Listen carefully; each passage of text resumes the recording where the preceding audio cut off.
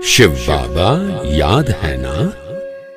ओम शांति। 26 जुलाई 2024 के ईश्वरीय महावाक्य। पहले सुनते हैं मुरली के मुख्य पॉइंट्स। बाबा ने कहा, यह है तुम्हारा मनुष्य से देवता बनने का इम्तिहान। कोई कोई इस इम्तिहान में नापास भी हो पड़ते हैं, लेकिन जो अच्छा पुरुषार्थ करेंगे वह पद भी अच्छा पाएंगे। अच्छे पुरुषार्थी वह हैं जो औरों को भी मनुष्य से देवता बनाने का पुरुषार्थ करते हैं, अर्थात बाप की पहचान देते हैं। फिर बाबा ने कहा, तुम्हें किसी को यह सीधा नहीं कहना चाहिए कि भगवान आया हुआ है, ऐसे कोई मानेंगे नहीं। समझाने की भी युक्ति चाहिए।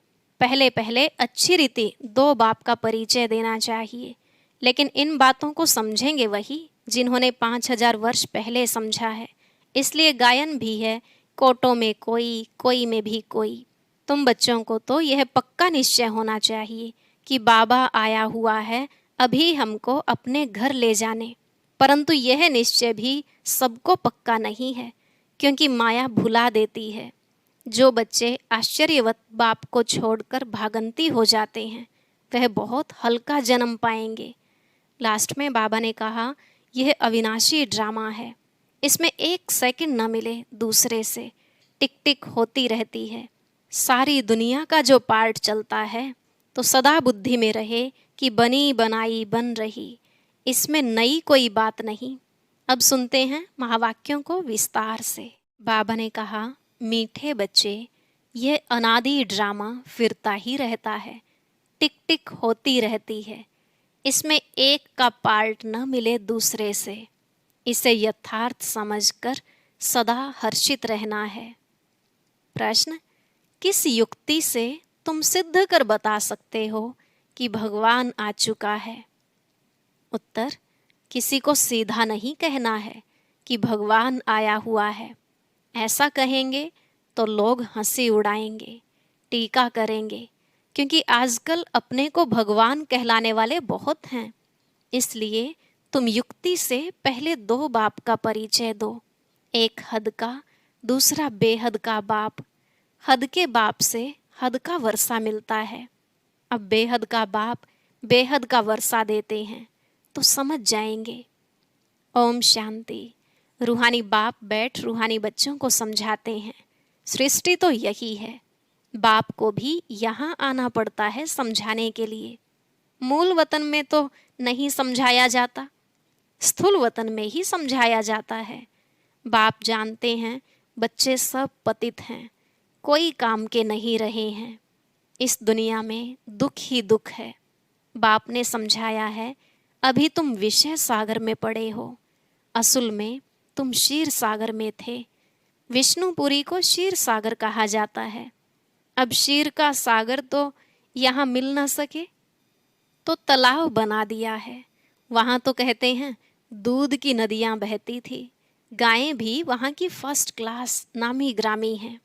यहाँ तो मनुष्य भी बीमार हो पड़ते हैं, वहाँ तो गायें भी कभी बीमार नहीं पड़ती, फर्स्ट क्लास होती हैं। जानवर आदि कोई बीमार नहीं होते। यहाँ और वहाँ में बहुत फर्क है, यह बाप ही आकर बताते हैं। दुनिया में दूसरा कोई जानता नहीं। तुम जानते हो यह पुरुषोत्तम संगम युग है, जबकि बाप आते हैं सबको वापस ले जाते हैं। बाप कहते हैं, जो भी बच्चे हैं, कोई अल्लाह को, कोई गॉड को, कोई भगवान को पुकारते हैं, मेरे नाम तो बहुत रख दिए हैं, अच्छा बुरा जो आया सो नाम रख देते हैं। अब तुम बच्चे जानते हो बाबा आया हुआ है। दुनिया तो यह समझ ना सके, समझेंगे वही जिन्होंने 5000 वर्ष पहले समझा है। इसलिए गायन है, कोटों में कोई, कोई में भी कोई। मैं जो हूँ, जैसा हूँ, बच्चों को क्या सिखाता हूँ, वह तो तुम बच्चे ही जानते हो, और कोई समझ ना सके। यह भी तुम जानते हो, हम कोई साकार से नहीं पढ़ते हैं, निराकार पढ़ाते हैं। मनुष्य जरूर मूंझेंगे, निराकार तो ऊपर में रहते हैं, वह कैसे पढ़ाएंगे? तुम निराकार आत्मा भी ऊपर में रहती हो, फिर इस तख्त पर आती हो। यह तख्त विनाशी है, आत्मा तो अकाल है, वह कभी मृत्यु को नहीं पाती, शरीर मृत्यु को पाता है। यह है चैतन्य तख्त। अमृतसर में भी अकाल तख्त है ना, वह तख्त है लकड़ी का। उन बेचारों को पता नहीं है, अकाल तो आत्मा है जिसको कभी काल नहीं खाता। अकाल मूर्त आत्मा एक शरीर छोड़ दूसरा लेती है। उनको भी रथ तो चाहिए ना। निराकार बाप को भी जरूर रथ चाहिए मनुष्य का, क्योंकि बाप है ज्ञान का सागर, ज्ञानेश्वर। अब ज्ञानेश्वर नाम तो बहुतों के हैं, अपने को ईश्वर समझते हैं ना। सुनाते हैं भक्ति के शास्त्रों की बातें, नाम रखाते हैं ज्ञानेश्वर, अर्थात ज्ञान देने वाला ईश्वर। वह तो ज्ञान सागर चाहिए, उनको ही गॉड फादर कहा जाता है। यहाँ तो ढेर भगवान हो गए हैं। जब बहुत ग्लानि हो जाती, बहुत गरीब हो जाते, दुखी हो जाते हैं, तभी बाप आते हैं। बाप को कहा जाता है गरीब निवाज। आखिरिन वह दिन आता है जो गरीब निवाज बाप आते हैं। बच्चे भी जानते हैं, बाप आकर स्वर्ग की स्थापना करते हैं। वहाँ तो अथाह धन होता है, पैसे कभी गिने नहीं जाते। यहाँ हिसाब निकालते हैं, इतने अरब खरब खर्चा हुआ। वहाँ यह नाम ही नहीं, अथाह धन रहता है। अभी तुम बच्चों को मालूम पड़ा है बाबा आया हुआ है हमको अपने घर ले जाने लिए। बच्चों को अपना घर भूल गया है, भक्ति मार्ग के धक्के खाते रहते हैं। इसको कहा जाता है रात। भगवान को ढूंढते ही रहते हैं, परंतु भगवान कोई को मिलता नहीं।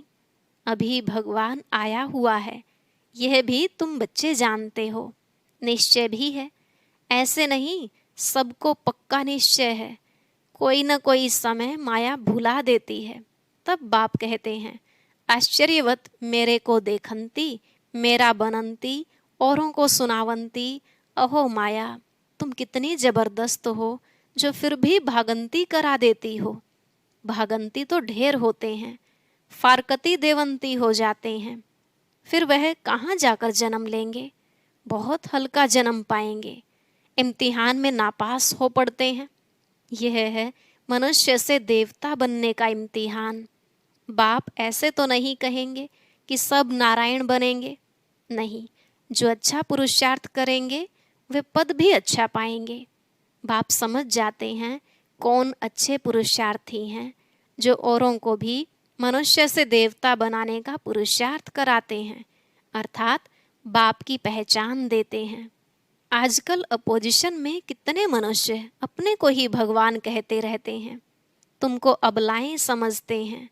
अब उन्हों को कैसे समझाएं कि भगवान आया हुआ है? सीधा किसको कहेंगे भगवान आया है? तो ऐसे कभी मानेंगे नहीं। इसलिए समझाने की भी युक्ति चाहिए। ऐसे कभी किसी को कहना नहीं चाहिए कि भगवान आया हुआ है। उनको समझाना है तुम्हारे दो बाप हैं, एक है पारलौकिक बेहद का बाप, दूसरा लौकिक हद का बाप। अच्छी रीति परिचय देना चाहिए, जो समझें कि यह ठीक कहते हैं। बेहद के बाप से वर्षा कैसे मिलता है यह कोई नहीं जानते। वर्षा मिलता ही है बाप से। और कोई भी ऐसे कभी नहीं कहेंगे कि मनुष्य को दो बाप होते हैं। तुम सिद्ध कर बतलाते हो, हद के लौकिक बाप से हद का वर्षा और पारलौकिक बेहद बाप से बेहद, अर्थात नई दुनिया का वर्षा मिलता है। नई दुनिया है स्वर्ग। सो तो जब बाप आए तब ही आकर देवे। वह बाप है ही नई सृष्टि रचने वाला। बाकी तुम सिर्फ कहेंगे भगवान आया हुआ है तो कभी मानेंगे नहीं और ही टीका करेंगे, सुनेंगे ही नहीं। सतयुग में तो समझाना नहीं होता, समझाना तब पड़ता है जब बाप आकर शिक्षा देते हैं। सुख में सिमरण कोई नहीं करते हैं, दुख में सब करते हैं। तो उस पारलौकिक बाप को ही कहा जाता है दुख हरता सुख करता। दुख से लिबरेट कर गाइड बन फिर ले जाते हैं अपने घर स्वीट होम। उनको कहेंगे स्वीट साइलेंस होम। वहाँ हम कैसे जाएंगे यह कोई भी नहीं जानते। न रचता न रचना के आदि मध्य अंत को जानते हैं। तुम जानते हो हमको बाबा निर्वाण धाम ले जाने के लिए आया हुआ है। सब आत्माओं को ले जाएंगे, एक को भी नहीं छोड़ेंगे। वह है आत्माओं का घर, यह है शरीर का घर। तो पहले पहले बाप का परिचय देना चाहिए। वह निराकार बाप है, उनको परम पिता भी कहा जाता है। परम पिता अक्षर राइट है और मीठा है। सिर्फ भगवान ईश्वर कहने से वर्षे की खुशबू नहीं आती है। तुम परम पिता को याद करते हो तो वर्षा मिलता है। बाप है ना, यह भी बच्चों को समझाया है। सतयुग है सुख धाम, स्वर्ग को शांति धाम नहीं कहेंगे। शांति धाम जहाँ आत्माएं रहती हैं, यह बिल्कुल पक्का करा लो। बाप कहते हैं, बच्चे तुमको यह वेद शास्त्र आदि पढ़ने से कुछ भी प्राप्ति नहीं होती है। शास्त्र पढ़ते ही हैं भगवान को पाने के लिए। और भगवान कहते हैं, मैं किसको भी शास्त्र पढ़ने से नहीं मिलता हूँ। मुझे यहाँ बुलाते ही हैं कि आकर इस पतित दुनिया को पावन बनाओ। यह बातें कोई समझते नहीं हैं, पत्थर बुद्धि है ना। स्कूल में बच्चे नहीं पढ़ते हैं तो कहते हैं ना कि तुम तो पत्थर बुद्धि हो। सतयुग में ऐसे नहीं कहेंगे। पारस बुद्धि बनाने वाला है ही परम पिता, बेहद का बाप। इस समय तुम्हारी बुद्धि है पारस, क्योंकि तुम बाप के साथ हो। फिर सतयुग में एक जन्म में भी इतना जरा फर्क जरूर पड़ता है। 1250 वर्ष में 2 कला कम होती हैं। सेकंड बाय सेकंड 1250 वर्ष में कला कम होती जाती हैं। तुम्हारा जीवन इस समय एकदम परफेक्ट बनता है, जबकि तुम बाप मिसल ज्ञान का सागर, सुख शांति का सागर बनते हो। सब वर्षा ले लेते हो। बाप आते ही हैं वर्षा देने। पहले पहले तुम शांति धाम में जाते हो, फिर सुख धाम में जाते हो। शांति धाम में तो है ही शांति, फिर सुख धाम में जाते हो, वहाँ अशांति की जरा भी बात नहीं। फिर नीचे उतरना होता है। मिनट बाय मिनट तुम्हारी उतराई होती है, नई दुनिया से पुरानी होती जाती है। तब बाबा ने कहा था, हिसाब निकालो, 5000 वर्ष में इतने मास, इतने घंटे, तो मनुष्य वंडर खाएंगे। यह हिसाब तो पूरा बताया है। एक्यूरेट हिसाब लिखना चाहिए, इसमें जरा भी फर्क नहीं पड़ सकता। मिनट बाय मिनट टिक टिक होती रहती है। सारा रील रिपीट होता, फिरता फिरता फिर रोल होता जाता है, फिर वही रिपीट होगा। यह ह्यूज रोल बड़ा वंडरफुल है। इनका माप आदि नहीं कर सकते। सारी दुनिया का जो पार्ट चलता है, टिक टिक होती रहती है। एक सेकंड न मिले दूसरे से, यह चक्र फिरता ही रहता है। वह होता है हद का ड्रामा, यह है बेहद का ड्रामा।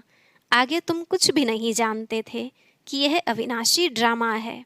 बनी बनाई बन रही, जो होना है वही होता है, नई बात नहीं है। अनेक बार सेकंड बाय सेकंड यह ड्रामा रिपीट होता आया है, और कोई यह बातें समझा ना सके। पहले पहले तो बाप का परिचय देना है। बेहद का बाप बेहद का वर्षा देते हैं। उनका एक ही नाम है, शिव। बाप कहते हैं, मैं आता ही तब हूँ जब अति धर्म ग्लानि होती है। इसको कहा जाता है घोर कलयुग। यहाँ बहुत दुख है। कई हैं जो कहते हैं, ऐसे घोर कलयुग में पवित्र कैसे रह सकते हैं, परंतु उन्हों को यह पता ही नहीं है कि पावन बनाने वाला कौन है। बाप ही संगम पर आकर पवित्र दुनिया स्थापन करते हैं। वहाँ स्त्री पुरुष दोनों पवित्र रहते हैं, यहाँ दोनों अपवित्र हैं। यह है ही अपवित्र दुनिया, वह है पवित्र दुनिया, स्वर्ग, हेवन। यह है दोजक, नर्क, हेल। तुम बच्चे समझ गए हो नंबरवार पुरुषार्थ अनुसार। समझाने में भी मेहनत है, गरीब झट समझ जाते हैं। दिन प्रतिदिन वृद्धि होती जाती है। फिर मकान भी इतना बड़ा चाहिए, इतने बच्चे आएंगे, क्योंकि बाप तो अब कहाँ जाएगा नहीं। आगे तो बिगर कोई के कहे भी बाबा आप ही चले जाते थे। अभी तो बच्चे यहाँ आते रहेंगे। ठंडी में भी आना पड़े, प्रोग्राम बनाना पड़ेगा। फलाने फलाने समय पर आओ, फिर भीड़ नहीं होगी। सभी इकट्ठे एक ही समय तो आ ना सकें, बच्चे वृद्धि को पाते रहेंगे। यहाँ छोटे छोटे मकान बच्चे बनाते हैं, वहाँ तो ढेर महल मिलेंगे। यहाँ तो तुम बच्चे जानते हो, पैसे सब मिट्टी में मिल जाएंगे। बहुत ऐसे करते हैं जो खड्डे खोद कर भी अंदर रख देते हैं, फिर या तो चोर ले जाते या फिर खड्डों में ही अंदर रह जाते हैं। फिर खेती खोदने समय धन निकल आता है। अब विनाश होगा, सब दब जाएगा, फिर वहाँ सब कुछ नया मिलेगा। बहुत ऐसे राजाओं के किले हैं जहाँ बहुत सामान दबा हुआ है, बड़े बड़े हीरे भी निकल आते हैं, तो हजारों लाखों की आमदनी हो जाती है। ऐसे नहीं कि तुम स्वर्ग में खोदकर ऐसे कोई हीरे आदि निकालेंगे, नहीं, वहाँ तो हर चीज़ की खानियाँ आदि सब नई भरपूर हो जाएंगी। यहाँ कलराठी जमीन है तो ताकत ही नहीं है। बीज जो बोते हैं उनमें दम नहीं रहा है, कीचड़ पट्टी अशुद्ध चीज़ें डाल देते हैं। वहाँ तो अशुद्ध चीज़ का कोई नाम नहीं होता है। Everything is new. स्वर्ग का साक्षात्कार भी बच्चियाँ करके आती हैं। वहाँ की ब्यूटी ही नेचुरल है। अभी तुम बच्चे उस दुनिया में जाने का पुरुषार्थ कर रहे हो। अच्छा, मीठे मीठे सिकिलधे बच्चों प्रति माता पिता बाप दादा का याद प्यार और गुड मॉर्निंग। रूहानी बाप की रूहानी बच्चों को नमस्ते। रूहानी बच्चों की रूहानी बाप दादा को नमस्ते नमस्ते, गुड मॉर्निंग, शुक्रिया बाबा, शुक्रिया। धारणा के लिए मुख्य सार। पहला पॉइंट, इस समय ही बाप समान परफेक्ट बन पूरा वर्षा लेना है। बाप की सब शिक्षाओं को स्वयं में धारण कर उनके समान ज्ञान का सागर, शांति सुख का सागर बनना है। दूसरा, बुद्धि को पारस बनाने के लिए पढ़ाई पर पूरा पूरा ध्यान देना है। निश्चय बुद्धि बन मनुष्य से देवता बनने का इम्तिहान पास करना है। आज का वरदान, निश्चित विजय के नशे में रहे, बाप की पदम गुणा मदद प्राप्त करने वाले मायाजीत भव। निश्चित विजय के नशे में रहे, बाप की पदम गुणा मदद प्राप्त करने वाले मायाजीत भव। बाबा ने कहा, बाप की पदम गुणा मदद के पात्र बच्चे माया के वार को चैलेंज करते हैं कि आपका काम है आना और हमारा काम है विजय प्राप्त करना। वे माया के शेर रूप को चींटी समझते हैं, क्योंकि जानते हैं कि यह माया का राज्य अब समाप्त होना है। हम अनेक बार के विजयी आत्माओं की विजय 100% निश्चित है। यह निश्चित का नशा बाप की पदम गुणा मदद का अधिकार प्राप्त कराता है। इस नशे से सहज ही मायाजीत बन जाते हो। स्लोगन, संकल्प शक्ति को जमा कर स्व प्रति व विश्व प्रति इसका प्रयोग करो। संकल्प शक्ति को जमा कर स्व प्रति व विश्व प्रति इसका प्रयोग करो। ओम शांति। अब सुनते हैं आज की अव्यक्त मुरली। इसके लिए ऊपर दिए गए बॉक्स पर क्लिक करें।